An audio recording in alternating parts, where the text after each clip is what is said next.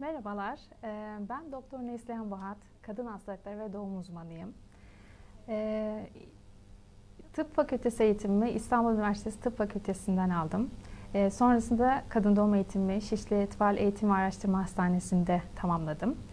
Sonrasında Burdur Devlet Hastanesi'nde mecbur hizmetimi yerine getirdikten sonra görevime BT Klinik İki Telli Bahat Hastanesi'nde devam etmekteyim. Bu sırada Amerikan Hastanesi'nden tüp bebek eğitimimi aldım.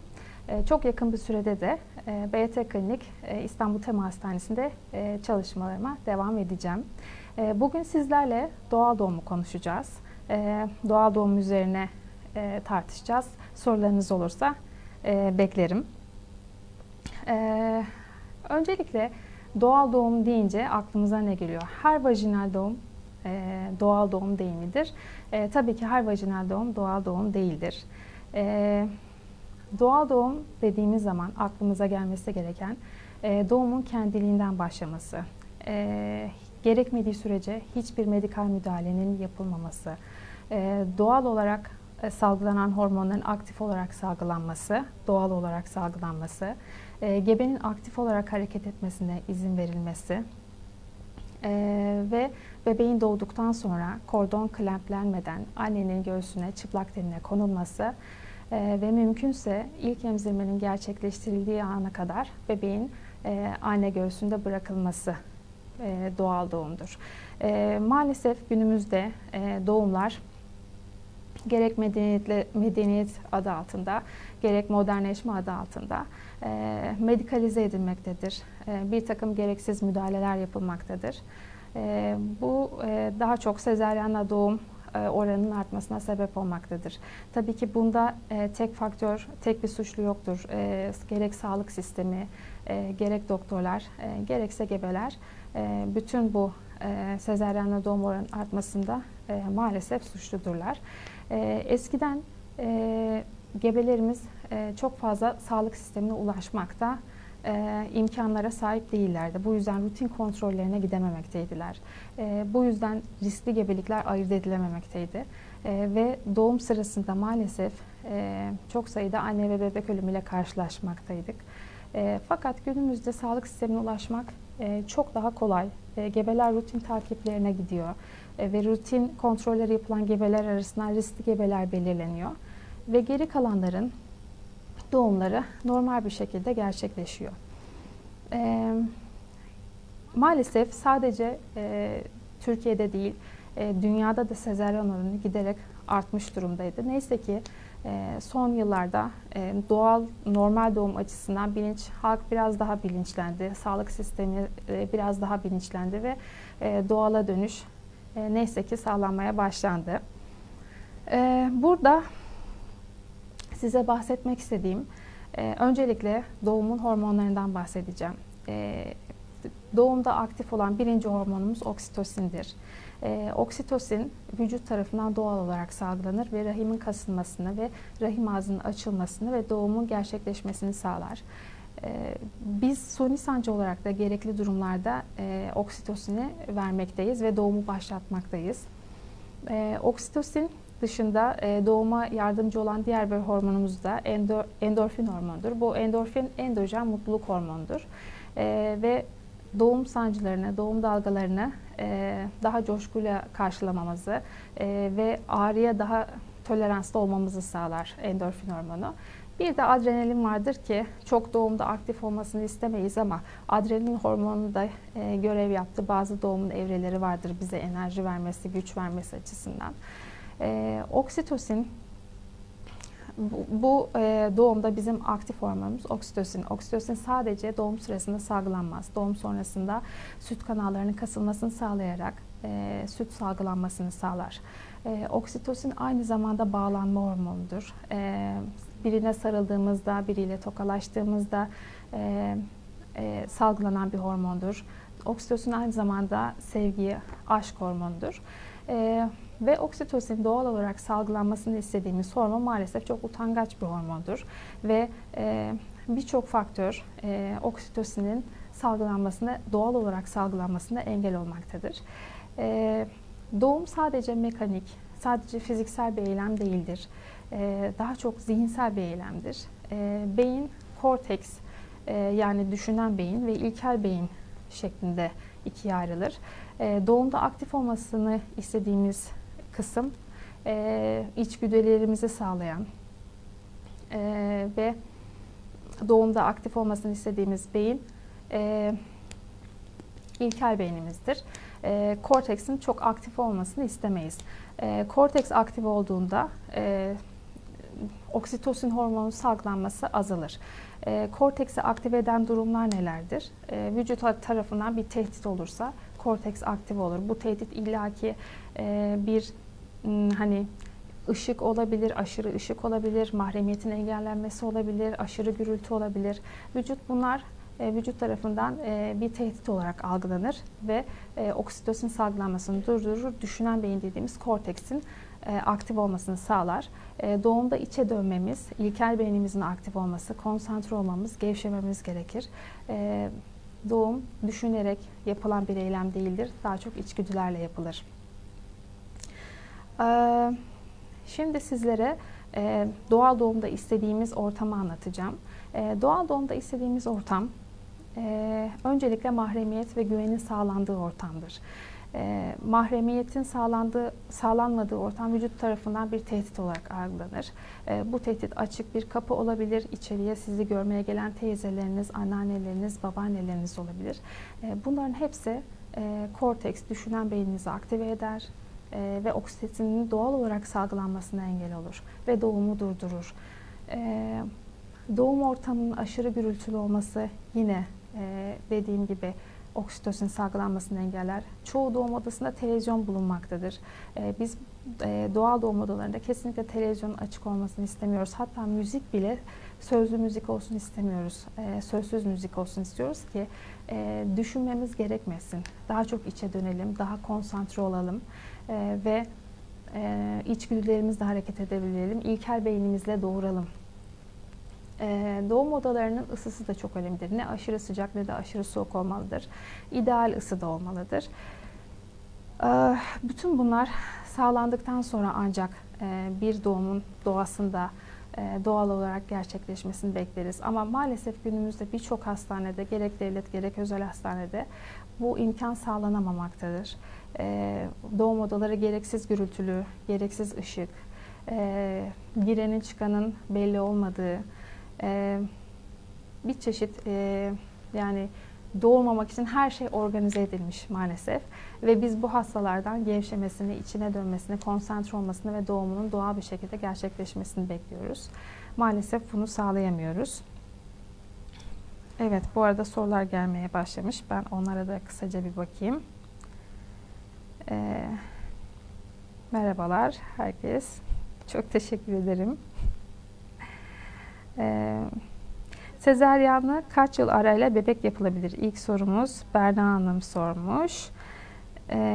Her iki sezaryen arasında olması gereken süreyi sormuş anladığım kadarıyla. Yani bu tabii ki ideali en az 2 yıl olmasıdır. Rahimin tekrar toparlanması için en az 2 yıl ara vermek gerekir.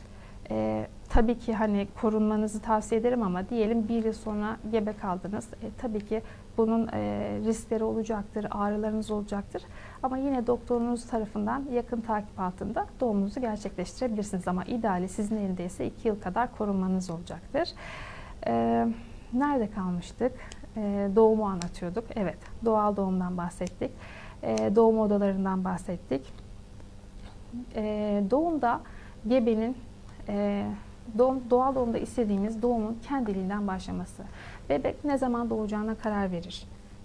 Ve bir takım henüz tam net açıklayamadığımız mekanizmalarla annenin hormonlarının doğal olarak salgılanmasını sağlar ve bu da doğumun başlamasına neden olur. Eğer riskli bir durum yoksa, yani annede hipertansiyon, şeker hastalığı, bebekte gelişme geriliği, suyunun az olması, bebeğin eşinin aşağıda olması vesaire bunun gibi bir durum yoksa doğum kendi akışına bırakılmalı, doğumun kendi başlanması beklenmelidir. Peki ne kadar bekleyebiliriz? Yani ideali normal doğum kabul edilen 38 ile 42 hafta arasında doğumun başlamasıdır.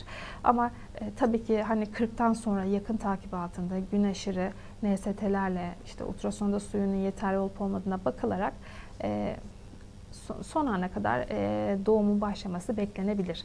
Tabii ki riskler 40 haftadan sonra artacaktır. Anne bebek hareketlerini takip edecektir ve mutlaka gün aşırı NST'ye gelecektir. Risk hiç yok değildir ama belli bir haftaya kadar en azından 41 haftaya kadar bu risk anlamlı oranda artmamaktadır. 40 haftaya kadar 10 binde 1 ise 41 haftadan sonra bu 10 binde 1,5'a kadar gelmektedir. Yani evet anlamlı bir artış vardır ama yine de bebeğinizin hareketlerini takip ederek, düzenli kontrollere gelerek doğum sürecinin normal olarak başlamasını bekleyebilirsiniz. Eğer bir risk faktörü yoksa tabii ki. Yani illa da böyle hani ölümüne doğal doğum demiyoruz. Risk faktörünüz yoksa doğumun kendiliğinden başlamasını beklemelisiniz. İkinci, hiçbir müdahale olmasın diyoruz ama tabii ki belli müdahaleler gerekli olduğunda yapılabilir. Mesela hasta belli bir açıklıktan sonra artık ağrılara dayanamadığını ifade edebilir.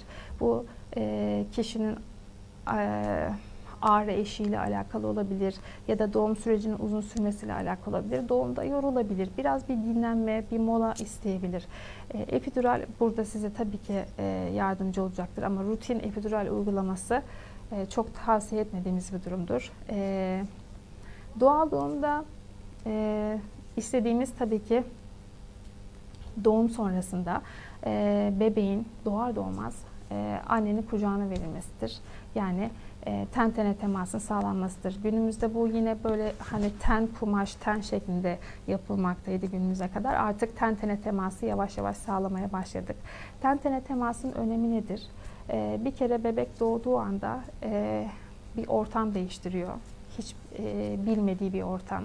Suyun içinden çıkıyor, artık nefes almaya başlıyor. Ve hani bir şeyler duyuyor, gözüne ışık geliyor. Bir ortam değiştiriyor. Haliyle bir korku içinde ve ilk doğduğu anda eskiden yapılan yöntem neydi? Hemen kordon clamplenirdi.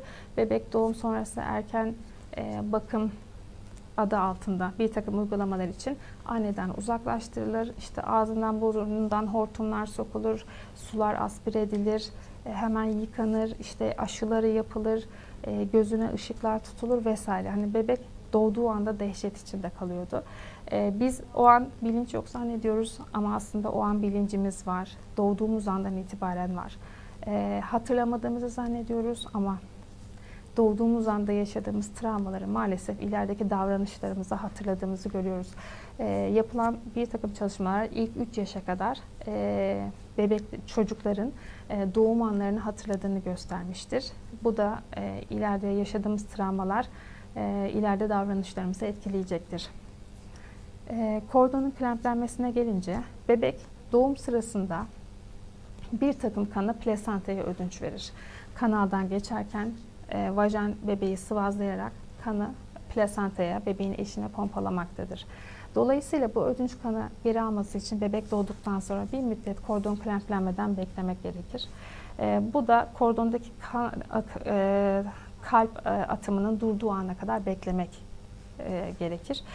Sonrasında kordon clamplenir ama bebek yine annenin kucağında bırakılmalıdır. Yine ten tene temasın sağlanması gerekir. Bebek bu sırada annenin sesini duyar, anneye dokunur, annenin kalp atışını duyar ve kendini güven içinde hisseder. Hatta bu ten tene temasın sağlandığı doğumlarda bebek ağlamamaktadır bile. Anneler korkar, ağlamıyor, hani bir şey mi var, bir sıkıntı mı var diye. Bebek huzurlu olduğu anda ağlamaz. Bebek nefes alıyorsa, rengi pembeyse, aktif hareket ediyorsa, bir sorun yoksa ağlamasına gerek yoktur ama İlk başlarda eskiden bildiğimiz o yanlış inanış, bebek ağlamalı, işte ciğerindeki suyu atmalı gibi düşüncelerin artık çok da doğru olmadığını biliyoruz. Bebeğin ağlamaya ihtiyacı yoktur. Huzurlu bir bebek ağlamaz. Bu sırada bebek annenin memesine doğru hareket edecektir. Kendi hareketini, yani bu doğal doğumu yapan, ten tene teması sağlanan doğumlarda gerçekten gözlemledim ve hani ilk başta hayır canım işte bebek kendimi emer diyoruz. Ama hakikaten bebeklerin kendi memeyi bulduklarını, memeye dokunduklarını ve kendi kendine emdiklerini gördüm. Bu süreç bazen 1 saate bulabilir. Bu sabır gerektirir. Gerek sağlık personelleri, işte gerek doktorlar tarafından. büyük bir sabırla beklenmelidir. Bu 1 saati bulabilir ama bebeğin kendi emmesine izin verin, kendi memeyi bulmasına izin verin. Bu arada sorular geliyor. Fatma Hanım, doğumun ne şekilde olacağı hangi haftadan sonra belli olur? Bu sanırım ilk doğumlar için gelen bir soru. İlk doğumunuzsa, ki bana da çok hastalarım tarafından sorulmakta, hocam doğum normal mi, sezaryen mi? Bunu 6 haftadan tutun da 12 haftada, 6 ayda soruyorlar. Doğumun ne şekilde olacağı son aya kadar, benim cevabım ise son aya kadar normal doğum diyorum. Yani önceliğimiz normal doğum. Her şey yolunda giderse.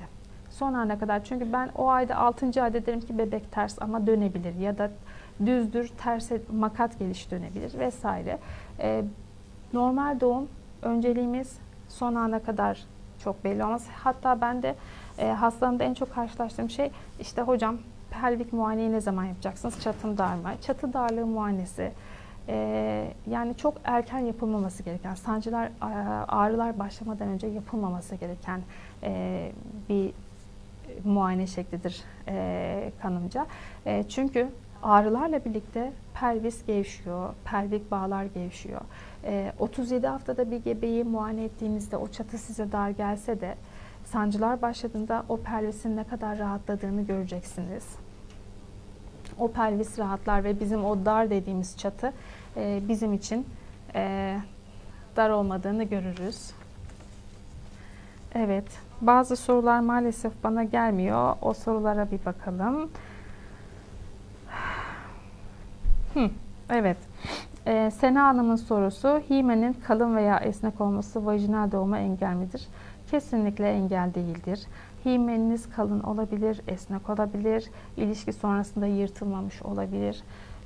Kesinlikle ve normal doğumunuza engel bir durum değildir. Fakat normal doğum sonrasında himeniniz yırtılır ve kanar. Yani bu durumda normal doğuma engel bir durum değildir. Yine Fatma Hanım bir soru sormuş. Sezaryana neye göre, hangi durumlarda karar verilir? Sezaryen, eğer ilk doğumlar için söylüyorum, bebek doğum anına kadar, yani doğumun başladığı ana kadar beklenmelidir. Eğer makat gelişse bebeğin dönmesi beklenmelidir. Sancılar başlayana kadar. Burada 39 haftada makat gelişlerin sezaryen yapıldığını, bebeğin ters olduğunu görmekteyiz. Bırakın 40 hafta, 41 haftaya kadar bekleyin. Bebek kendi dönecektir zaten. Eğer ki sancılar gelmediyse, suyu gelmediyse. Makat gelişlerde yine eğer doğum başladığında bebek tersse ilk doğumlarda sezaryen öneriyoruz. Onun dışında bebek ilk doğumlar için söylüyorum 4 kilonun üzerinde ölçüldüyse, gebelikte bebeğin, eşinin, plasenta dediğimiz rahim ağzını kapatması gibi bir durum söz konusuysa bunlarda da yine planlı sezaryen öneriyoruz.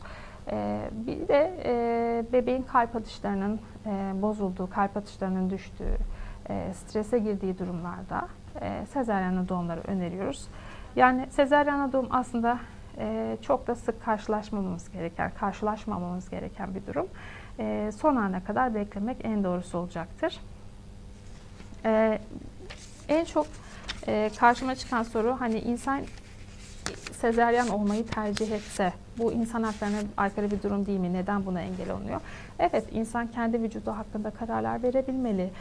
Fakat bu insan haklarına aykırı diyebilmemiz için öncelikle o gebenin normal doğum konusunda, doğum konusunda bilinçlendirilmesi gerekir, bilgilendirilmesi gerekir. Yani bu sezaryen kararını sadece etrafından duyduğu olumsuz doğum hikayeleriyle ya da doğum sancılarını karşılayamayacağı, onları göğüs geremeyeceği düşüncesi, korkusuyla buna karar vermemesi gerekir. Öncelikle bilgilendirin, gebeye eğitim verin. Sonrasında yine sezaryen tercih ediyorsa sezaryen de olabilir. Ama sezaryen bile olsa en azından doğumun kendi başlamasına izin verin. Planla 39 haftada sezaryen yapmamak gerekir. Bırakın doğum kendi başlasın, sancılar aktif olarak başlasın. Sonrasında sezaryen istiyorsa yine sezaryenini yapabilirsiniz.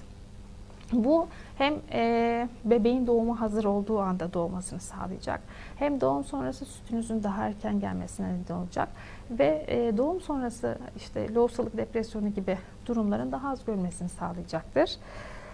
Evet, bakalım neler gelmiş sorulardan. Evet, Gülsemin Hanım merhabalar demiş. Merhaba Gülsemin'cim. Elif Hanım da öyle. Mehriban, çok teşekkür ederim. Siz de bir tanesiniz. Çok teşekkür ederim Ayşe Hanım. Doğumun ne şekilde olacağı hangi haftadan sonra belli olur? Bu soruya cevap verdim. Polikistik over normal doğumdan sonra geçer mi? Şimdi polikistik over dediğimiz yumurtalıkların halk arasında bilinen adı yumurtalıkların kabuğunun kalın olması. Çok sayıda aslında burada bahsedilen şey polikistik, yani çok sayıda kistiniz yok. Çok sayıda folikül var. Polikistik dediğimiz durum o. Hastalar diyor ki işte benim kistim var, bana kistim var dediler. Aksine kisti yok. Çok sayıda folikülü var. Bu foliküller ince gerdanlık gibi yumurtalığın etrafında dizilmiş halde durur. Ve bu çok sayıda folikül maalesef hani hepimizde ovülasyon sırasında bir tane yumurta büyüyüp çatlar. Maalesef bu polikistiklerde yumurta kendiliğinden aktif olmuyor ve folikül büyümüyor. Doğal olarak çatlamıyor. Çatlamadığı için de progesteron hormonu eksik oluyor. Adet düzensizlikleri oluyor bu hastalarımızda. Bazı hormonal dengesizlikler olup kıllanma artışına neden olabiliyor. İnsülin direnci eşlik edebiliyor. İnsülin direnci de bu kişilerin obez olmasına, obez olmaları insülin dirençlerinin artmasına ve bu kısır döngüye sebep oluyor. Yani polikistik over dediğimiz şeyin aslında doğum sonrası geçmesi gibi bir durum söz konusu değildir. Bambaşka bir durumdur. Özge Hanım 2 bebeğim dedi. Sizi tercih ettim, pişman olmadım demiş. Çok teşekkür ederim. Normal doğum için annenin boyu önemli midir? 1.50'nin altındaki annelere sezaryen mi uygulanır? Eskiden böyle bir inanış vardı. 1.50'nin altındaki gebeler, hani doğumhanelerde böyle 1.50 çizgisi vardır, hatta benim asistanlığım döneminde de vardı. 1.50'nin altında olan gebelerin rutin olarak pelvislerinin dar olacağı düşünülürdü. Durumun böyle olmadığı, aksine pelvisin boydan bağımsız olabileceğini gördük. Yani çok uzun boylu birinin pelvisi android dediğimiz erkekli bir pelvis olup doğuma uygun pelvis olmayabiliyor. Ya da çok kısa biri, hani sonuçta annelerimizin, babaannelerimizin boyları 1.50'nin altında çok sayıda insan var. Bunları sezaryenle mi doğurdular bunlar? Hayır, tabii ki normal doğurdular. Demek ki hani 1.50 standartı yok, ama şöyle bir inanış var. Hani 1.50 boyunda olan bir insanın pelvisinin dar olma ihtimali. Bu da tabii ki bebeğin kilosuyla alakalı bir durum. Yani o pelvis hangi bebeği doğurabilir? Az çok muayeneyle bunu anlayabiliyorsunuz. Yani 3.900 bir bebeği belki 1.50'nin altında 1.45 bir insan doğuramaz. Haliyle sancılar başladığında ne kadar annenin boyu 1.50, 1.49'da olsa, pelvis uygunsa doğumu doğal akışına bırakmak gerekir. Eğer açıklık ilerliyorsa, bebeğin başı uygun saatlerde, uygun adımlarla iniyorsa, o zaman her şey yolunda gidiyorsa normal doğurabilir. Yani bebeğin, evet, gebenin boyu 1.50'nin altındaysa normal doğuramaz diye bir kural yoktur. Evet. Evet, Ülke Hanım sormuş. Suda doğum öneriyor musunuz? Suda doğum tabii ki öneriyorum, ama suda doğum için de gebe seçimi önemlidir. Annede medikal bir problem yoksa, işte tansiyon ve şeker yoksa, işte bebek aşırı büyük değilse, doğumlar ve bebek hani mekonyumlu değilse, bebekte bir risk faktörü yoksa suda doğumu tavsiye ederim tabii ki. Su hem gevşetici bir hormondur, hem endorfin salgısını artırır ve sizin doğal mutluluk hormonunuzu salgılar. Sancılara, dalgalara daha toleranslı olmanızı sağlar ve daha rahat gevşemenizi, konsantre olmanızı sağlar. Daha az yırtığınızın olmasına sebep olur. Yani suda doğumu öneriyorum, ama tabii burada gebe seçimi önemli. Evet, Merveciğim bir soru sormuş. Merve Hanım, hemen görelim. Siz olmasaydınız normal doğum yapamayabilirdim. Allah razı olsun. Evet Merve Hanım. Evet Merve Hanım, tüp bebeğini yapmıştım ve normal doğurdum. Ve Merve yanlış hatırlamıyorsam 4 kilo 200 gram bir bebeği normal doğum, ilk doğum doğurmuştu ve tüp bebekti. Hani buradan yine tüp bebek sezaryen olmalı mıdır? Hayır, kesinlikle tüp bebek sezaryen olur diye bir kural yok. Aileler ama hocam değerli bebek, işte sezaryen olsun diyorlar. Bizim için her bebek değerli. Bir annenin 7. bebeği de değerli. Yani ona bu 7. çocuk, buna bir şey olursa olsun normal doğurtalım demiyoruz ki. Her bebek eğer bir risk yoksa normal doğum yaptırılmalı. Tüp bebeklerde de böyle bir risk faktörü yoksa normal doğurabilir. Merve'nin de pelvisi iri bir bebeği doğurmak için uygun bir pelvisti ve son derece sağlıklı bir doğumu yapıldı. Hatta epizyotomisi bile olmadı. Çok küçük bir sıyrıkla doğurdu diyebilirim. Tabii ki öncelikle annenin istemesi gerekir normal doğumu. Epidural öneriyor musunuz normal doğumda? Yani epidural, hani şimdi biraz önce bahsettim. Doğal doğum için epidural doğuma çok da istemediğimiz bir durum ama epiduralin zararı olduğundan değil, epidural yapıldığı zaman gebenin hareket imkanının kısıtlanmasıyla alakalı bir sakıncası var. Yani biz istiyoruz ki doğal doğumda gebe aktif olsun, sürekli yürüsün, belli pelvik hareketleri yapsın, işte pilates topunda hareketler yapsın, merdiven inip çıkma şeklinde. Yani gebenin sürekli aktif olmasını istiyoruz. Bebek yer çekiminden yararlansın ve doğum sırasında belli dönüşleri sağlayarak pelviste ilerlesin ve normal doğsun. Ama tabii ki bazı gebeler ağrı eşiği daha düşük olabilir. Dediğim gibi doğum uzun sürüyorsa yorulabilir. Epidural ihtiyacı olabilir. Epiduralin hiçbir sakıncası yok. Sadece annenin hareket kısıtlamasına neden olduğunu söyleyebilirim. Onun dışında hiçbir kalıcı etkisi yok. Nasıl kolumuza damar yolu açılıyorsa, cildimizdeki hassasiyet oluyorsa, epiduralde de yine sadece o ciltte belki bir gün süren bir hassasiyetiniz olabilir. Onun dışında kalıcı bel ağrılarına neden olmaz. İhtiyaç duyulduğunda yapılmasında bir sakınca yok. 4 santim açıklık varsa, bebeğin kalp atışları iyi ise, bebeğin pelvisteki yerleşimi, yüksekliği iyi ise epidural yapılmasına bir sakınca yoktur. Evet, sorulara tekrar dönelim. Merhabalar, ben 39 hafta 2 günlük hamileyim. Kasılmalarım var ama doğum yok. Artık çok sıkıldım. Ne yapmam lazım? Ümmühan Hanım sormuş bu soruyu. Ümmühan Hanım, yapmanız gereken şey doğal süreci beklemek. Bu kasılmalar size çok sancı yapmıyor olsa gerek. Çünkü bunlar hala rahim ağzınızın açılmasına sebep olmuyorsa doğal aktif ağrılar değildir. Kasılmalar evet belki sizi rahatsız ediyor olabilir ama çok böyle ben işte 39 hafta 2 günlük sürekli sancı çekiyorum diyeceğiniz bir ağrılar olmamalı. Evde bol bol yürüyüş yapın. Yürüyüş, hareket, rahim ağzınızın açılmasına, bebeğinizin pelviste inmesine, yer çekiminden yararlanmasına yardımcı olacaktır. Aynı zamanda mutlaka hani doktorunuza görünün, bebeğin kalp atışlarına baktırtın, suyuna baktırtın ve normal doğum sürecini bekleyin. Sıkıldığınızın farkındayım. Sabredin. Elsa Hanım sormuş. Merhabalar. Hocam 39 haftalık hamileyim. Tuvalete giderken bazen çok boşalma geliyor. Bu su gelmesi mi? Su gelmesi sadece tuvalete gitme esnasında olmaz. Bunun ayırdığını tuvaletten sonrasında da eğer bacaklarınızdan aşağı bir şey akıyorsa, bu ıslaklık iç çamaşırınız dışında diğer üstünüzdeki kıyafetlere ya da koltuğa geçiyorsa ancak buna su gelmesi olarak görebiliriz. Yine de şüphe duyuyorsanız eğer doktorunuza başvurun. Bunun belli testleri var. Ama tuvalette aşırı boşalma su gelmesi değildir. Su gelmesi sonrasında da zaten devam eden bir durumdur. Sadece tuvalette olmaz.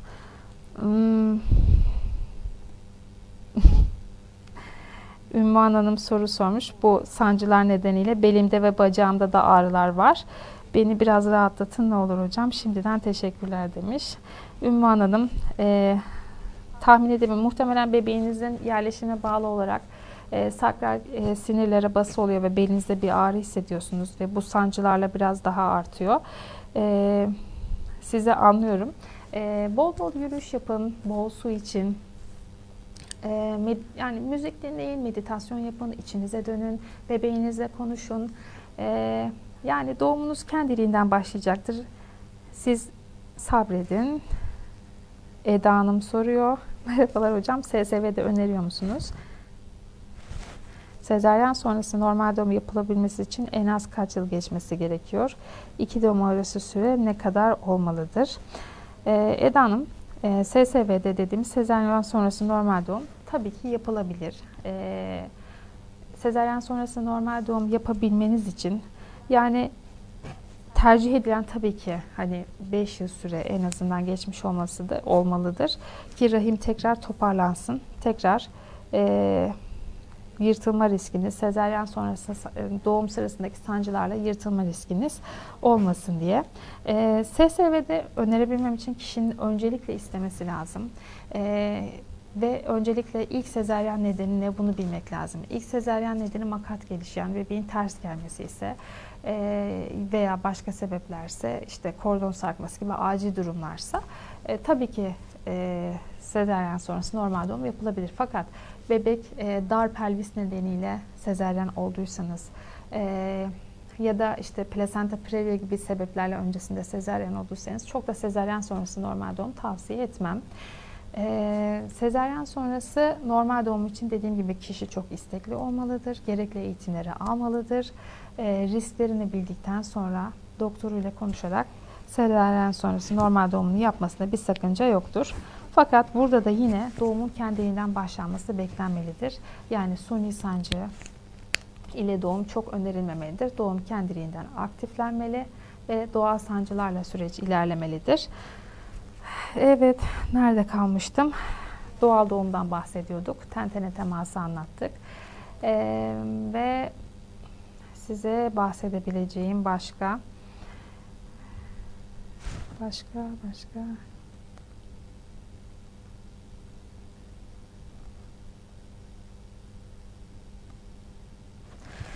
Bizim düğünlerimiz için çok fazla hazırlık yaparız. 10 binlerce para harcarız. Çeşitli hazırlıklar yaparız.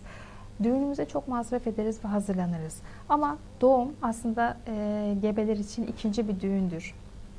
Ona da hazırlanmamız gerekir. Buradaki hazırlanma sadece maddi değildir. Bizim anladığımız işte bebeğe oda hazırlamak, işte bebeğin doğum anında doğum çantasını hazırlamak, işte zıbını, bebek bezi vesaire bu tarz bezleri hazırlamak bizim doğum hazırlığından anladığımız. Aslında doğumunuza hazırlanmanız, doğum eğitimi almanız demektir. Doğuma hazırlık eğitimi aldığınız zaman doğumda sancıları nasıl karşılayacağınızı öğreneceksiniz. Ve birçok hastam bu doğum hazırlıkları eğitimi sonrasında normal doğumdan korkarken, sezaryen planlarken vajinal doğumu tercih etmiştir. Ve sağlıklı bir şekilde vajinal doğumunu gerçekleştirmiştir. Hocam HPV 18 vardı bende, parça alındı, temiz çıktı. Sonra 3 ay ilaç kullandım. Sonra 1 ay sonra simir verdim. Yeni sonucunu bekliyorum ama hamile kalabilir miyim? Bir sıkıntı yaşar mıyım acaba? HPV 18 virüsü sizin hamileliğinize engel bir durum değildir. Gebe kalmanıza engel bir durum değildir. Zaten rutin simir takiplerinizi yapıyorsunuz. Hatta normal doğumunuza da engel bir durum değildir. Bir sıkıntı yaşamazsınız Berna Hanım. Hamile kalabilirsiniz. Zaten parça alındıktan sonra sonucunuz da temiz gelmiş. Meral Hanım soru sormuş. İyi yayınlar. Benim 2 doğumum arasında 7 yıl olmasına ve normal doğum istememe rağmen devlet ve özel hastanelerde doktorları ikna edemedim. Çocuğun aşağıda olmasıyla ilgili olabilir mi? Teşekkürler. Burada Meral Hanım çok anlamadım ama 2 doğum arasında 7 yıl demişsiniz. Sanırım ilk doğumunuz sezaryandı. Eğer ilk doğumunuz sezaryen ve aradan 7 yıl geçmişse ve doktorunuz size sezaryen sonrası normal doğum için izin vermiyorsa, çocuğun aşağıda olması diye bahsettiğiniz şey de sanırım bebeğin eşinin aşağıda olması. Bebeğin eşi aşağıda olduğu zaman, hani önceki doğumunuz normal doğumda olsa, sezaryen de olsa biz normal doğuma müsaade etmiyoruz. Hatta 37. haftada planlı bir şekilde sezaryen olmanızı tavsiye ederim. Eğer anladığım şeyler doğruysa Meral Hanım, yanılıyorsam beni bilgilendirirsiniz. Evet, ne demiştik? Doğumumuza hazırlanmıyoruz. Doğumumuza yeteri kadar önem vermiyoruz.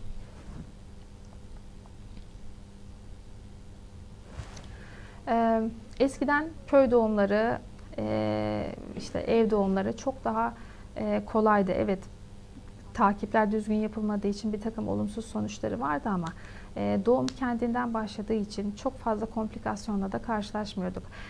Tabii ki burada ev doğumlarını öneriyorum anlamında söylemiyorum ama yine de buradaki amaç hastanede de ev koşullarını sağlamak ve doğumların bu şekilde kolay olmasına, bu şekilde doğal olmasına izin vermektir. Amaçladığım şey. Çok burada tabii ki doktorun da özverisi çok önemli. Normal doğum konusunda teşvik eden bir doktorunuzun olması lazım eğer bir risk faktörü yoksa. Tabii ki doktorlar da gerek hasta yakınlarının ısrarları, gerek hastanın ısrarıyla sezaryen yapılması konusunda büyük baskı altında kalabilmekteler. Ben de günlük pratiğimde çok sayıda baskı altında kalıyorum. Hastaları ikna etmeye çalışıyorum. Hatta geçen hafta sonu bir gebeyi normal doğuma ikna etmekle geçti. Neyse ki gece saat 3'te normal doğumunu gerçekleştirdi. Bütün yorgunluğuma değdi. Burada tabii ki sezaryen kötüdür. Sezaryen yanlıştır anlamında söylemiyorum. Gerektiği durumda yapılan sezaryen anne ve bebek için hayat kurtarıcıdır. Ama bu gerekli durumlar o kadar azdır ki günümüzdeki kadar sezaryen oranının artması çok mantıklı gelmiyor bana. Bir de rutin uygulanan epizyotomiye geleceğim. Epizyotomi eskiden rutin olarak uygulanırdı ki hala çoğu yerde uygulanmakta. Kontrolsüz vajinal yırtıkların olmasını engellemek için doktorlar tarafından belli bir şekilde atılan kesi demektir. Burada biz kesiyi atarken maalesef bir miktarda kas dokusundan kesmekteyiz ve bunlar daha geç iyileşmekte, daha deforme bir doku olmakta. Ne kadar estetik kapatsak da iz kalmaktadır. Her doğumda epizyotomi gerekmiyor. Eğer siz doğumu doğal akışına bırakırsanız, vajen doğal doğumun akışına uygun olarak esnerse, incelirse ve kayganlaşırsa çok fazla epizyotomi ihtiyacı duymuyoruz. Evet, küçük deşürler olabilir. Onlar da mukozal yırtık şeklindedir ve onlar da yine estetik olarak kapatılabilir ve çok kısa zamanda iyileşir. Ve genellikle de iz kalmaz. Burada söyleyeceğim. Rutin epizyotomilerin yapılması hem annenin doğum sonrasında hareket kabiliyetini kısıtlıyor, üzerine oturamıyorlar, emzirme sorunları yaşıyor. Annenin doğum sonrası depresyonuna bile neden olabilmekte bu durum. Size söyleyebileceğim en çok karşılaştığım sorulardan bir tanesi. Hocam, yani doğum sonrasında eğer normal doğum yaparsam vajinal sarkmam olur mu? İdrar kaçırmam olur mu? İdrar kaçırması ve vajinal idrar kesesinin sarkması daha çok kişinin bağ dokusuyla alakalı ve asıl bunu tetikleyen şey normal doğum değil, gebelik sayısı. Yani gebeliğin kendisidir aslında buna neden olan. Yani annenin karın içi basıncının artmasına bağlı olarak pelvik dokuların aşağıya baskılanması ve sarkması şeklindedir ki kişinin de bağ dokusu yetersizse bu vajinal sarkmalar ve idrar kaçırmalar maalesef karşılaştığımız durumlardır. Burada önerebileceğim doğum sonrasında Kegel egzersizi dediğimiz vajinal kasları sık sık gün içinde hatırlarken, bulaşık yıkarken, yemek yaparken aklımıza geldikçe vajinal kasları kasıp gevşetmek. Bu doğum sonrasında hem pelvisinizin daha çabuk iyileşmesi, yani o bölgedeki kasları aktive ederseniz vajinal sarkmalarınız, idrar kaçırmalarınız daha az olacaktır. Meral Hanım cevap vermiş. İlk doğumum sezaryandı. Dediğiniz gibi 37. haftada çocuğum 3,5 kilo olmasının yeterli olduğunu söyleyerek doğuma aldılar. Çocuğum doğumun ertesi günü kan kustu. Emziremedim. Bir hafta küvezde yattı. Bunun sebebini tam olarak öğrenemedim. Yani ilk doğumunuzun sezaryen olması, hani 37 hafta 3,5 kilo bebek yeterli doğum ağırlığına ulaştı. alıyoruz dememiştir herhalde doktorunuz diye düşünüyorum. Mutlaka bir sebebi vardır sezaryen almasının. Yani çocuğumun kan kustu dediğiniz, belki hani şu an çok olarak yani yorum yapıyorum sadece. Dekolman dediğimiz bebeğin eşinden ayrılması ve su kesesine kanla dolması durumu da olabilir. Ya da emzirme sırasında eğer göğsünüzde çatlaklar, kanamalı çatlaklar varsa bebeğiniz bunu emzirme sırasında yutmuş ve kan kusmuş olabilir. Ona çok yorum yapamıyorum. Ama 37 hafta doğum yapmanız zaten bebeğinizin küveze girmesi için başlı başına yeterli bir süre. Günümüzde 39 haftada artık bebeğin akciğer gelişimi tamamen sağlandı ve küveze girme ihtimali hemen hemen yok denecek kadar az olduğunu görmekteyiz. Yani 37 hafta biraz sezaryen için erken olmuş ama mutlaka bir sebep vardır ki size sezaryen yapmışlar. Evet. Şimdi ikinci doğumunuzda da Meral Hanım, bebeğin eşi aşağıda olduğu için ilk doğumunuz normal de olsa size normal doğumu tavsiye etmiyorum. Yine de doktorunuza danışmanızı öneririm bu konuda. Sözlerimi yavaş yavaş sonlandırırken sizden istediğim doğumunuza sahip çıkın. Doğurtulmaktan çok doğurmayı deneyin. Kendinize güvenin, bebeğinize güvenin. Vücudunuz ne yapması gerektiğini, bebeğiniz ne zaman doğması gerektiğini biliyor. Gerekli eğitiminizi alın. Ve bu eğitimi lütfen son ana bırakmayın. Ve bu eğitime eşlerinizi de mutlaka katın. Bu eğitimler sayesinde normal doğurabileceğinizi göreceksiniz. Kendinize inanacaksınız. Gevşemeyi öğreneceksiniz. Konsantrasyonu öğreneceksiniz. Nefes tekniklerini öğreneceksiniz. Ikınmayı öğreneceksiniz. Nerede ıkınmamayı gerektiğini öğreneceksiniz. Doğumunuza eğitim alarak yatırım yapın. Doğumlarınıza sahip çıkın. Doğum, anne ile bebeğin kavuştuğu kutsal bir an.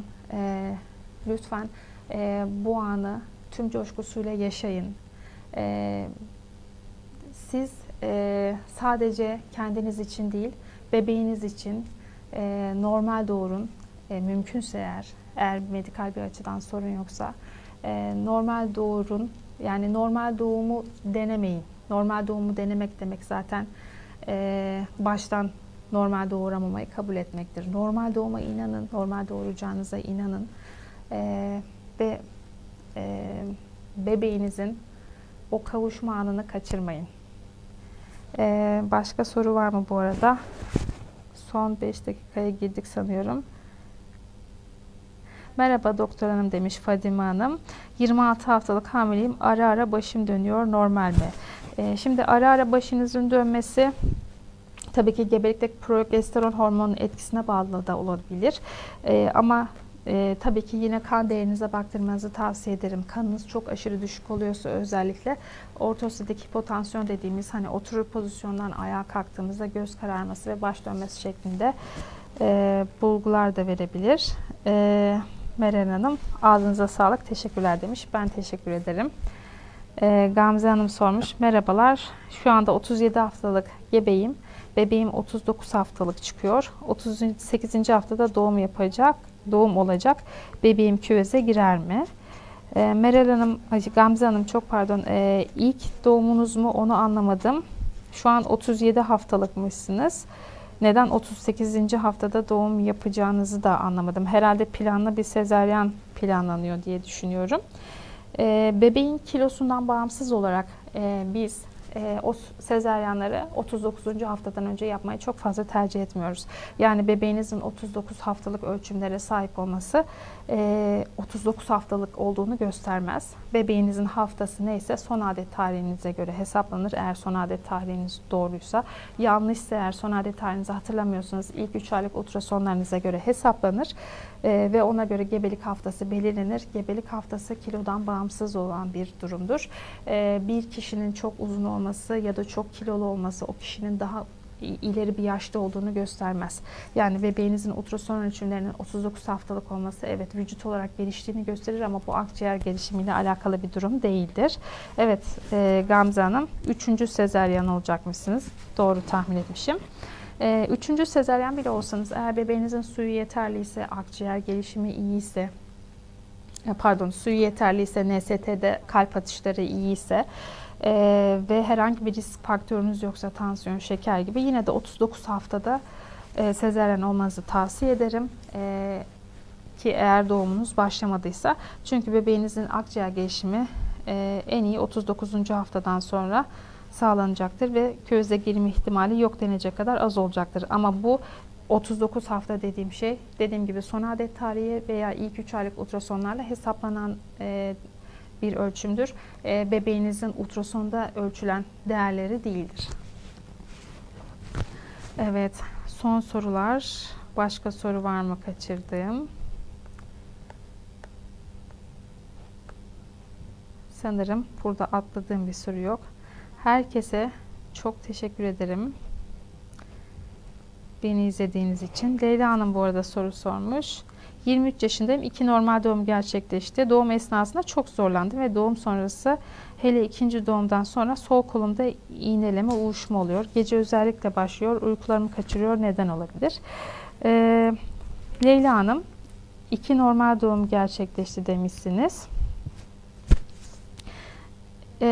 Doğumda zorlanmanız, hani kolunuzla ilgili bir zorlanma yaşadığınızı düşünmüyorum.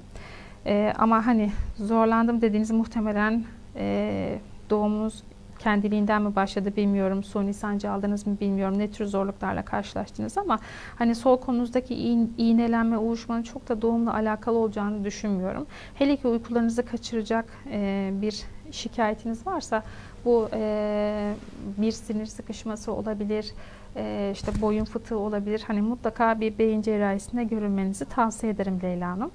Yani normal doğumla ya da sezaryenle doğumla alakalı bir durum değil bu kolunuzdaki uyuşma. Evet, son sorular. Başka da soru göremiyorum. Hepinize çok teşekkür ederim. Hepinize mutlu, sağlıklı bir doğum dilerim.